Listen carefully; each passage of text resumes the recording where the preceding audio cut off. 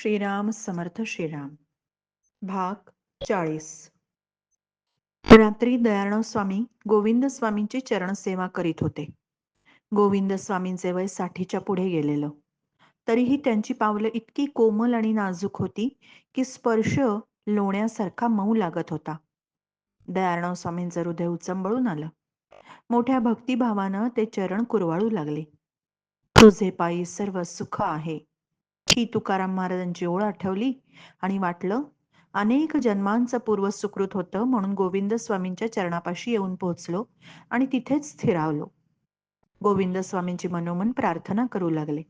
स्वामी, आपल्या चरणात माझा पूर्ण विलय होऊ दे.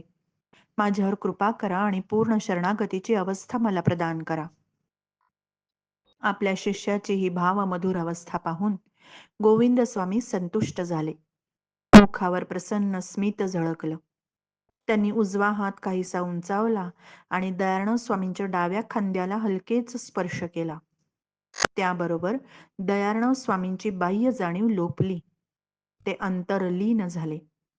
त्यांना दिसलं गोविंद स्वामींचा ज्योतिर्मय देह अधांतरी चाललाय. श्रीचरणांचा भूमीला स्पर्श होत नाहीये. देहातून बाहेर दिव्य प्रकाश वागतोय. त्यांच्या मागोमाग स्वतः दयाळराव स्वामींचा ज्योतिर्मय देहही तसाच अधांतरी चाललाय आणि त्यातूनही तसाच दिव्य प्रकाश बाहेर फाकतोय. एकाच समयी दोन ज्योती तेवत असल्या की त्यांचा प्रकाश एक होऊन घर भरून जातं, तसं गोविंद स्वामी आणि दयाळराव स्वामी यांच्या ज्योतिर्मय देहातून बाहेर फाकणारा प्रकाश एक झालाय आणि त्यानं सारं विश्व भरून गेलंय.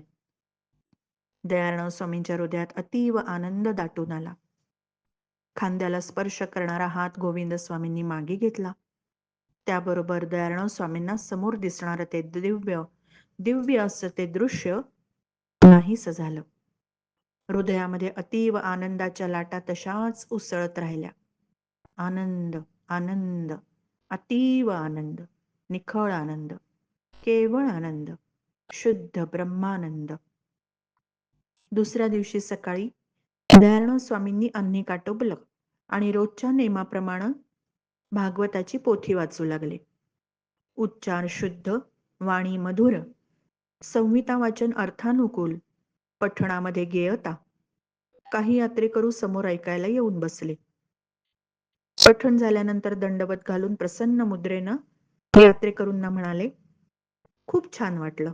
असं शुद्ध यात्रेकरू म्हणाले, खूप छान वाटलं. असं शुद्ध मधुर पठण ऐकायला मिळत नाही. आपण भागवत सप्ताह करा. भक्ती मार्गाचा चांगला प्रसार होईल. गोविंद स्वामी प्रसन्नपणे हसून दयाळराव स्वामींना म्हणाले, माझ्याही मनात बरेच दिवस हेच होतं. तुम्ही भागवतावर प्रवचन करावीत. भागवत सप्ताह सुरू करावेत. दयाळराव स्वामी अवघडून म्हणाले, मला जमेल. इथे व्रजभाषा, अवधी भाषा किंवा भोजपुरी भाषेतून सांगणारा हवा. गोविंद स्वामी म्हणाले, तुम्ही इथल्या भाषेत बोलत आहातच रोज लोकांशी, नाही का?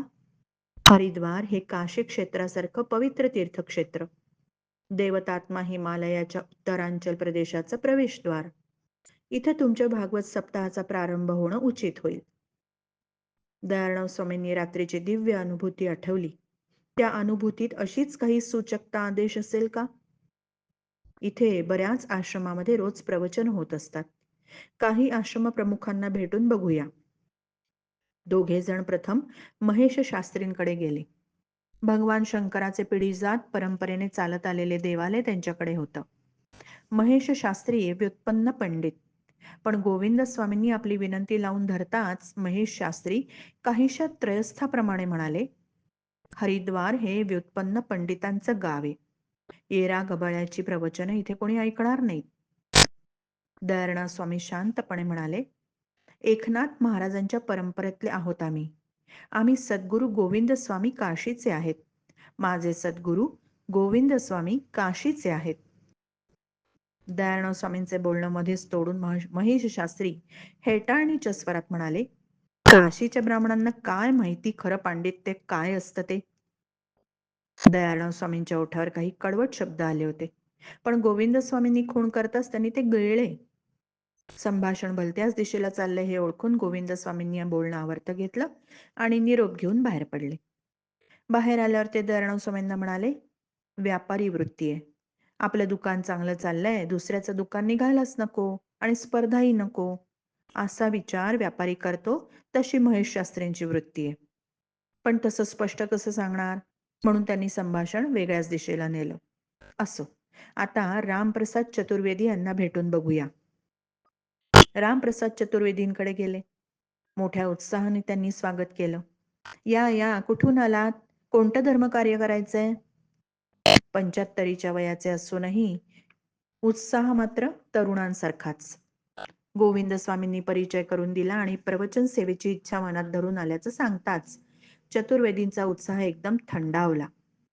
म्हणाले, आता या कलियुगात ज्ञानी पंडितांची कदरच कुठे राहिलीये? मी गेली 50 वर्ष प्रवचन करतोय. भागवत सप्ताही पुष्कळ झाले. पण आमची टिहरी संस्थानाने माझ्या कामाची दखल तरी घेतली का? या आमच्या टिहरी संस्थानाने एक तरी पदक देऊन सत्कार केला का? खुद्द आमच्या हरिद्वारातही आनंदच आहे सगळा. माझ्या वयाला 75 वर्ष झाली, वाटलं मोठा अमृत महोत्सव करतील. पण इथल्या धर्मसभेनं नुसती शाल श्रीफळ दिलं, झालं. तेही दुसऱ्याच एका साध्या कार्यक्रमाला बोलवून. चतुर्वेदीजींचा सूर गोविंद स्वामींच्या लक्षात आला आणि त्यांनी बोलणं आटोपतं घेतलं, निरोप घेतला.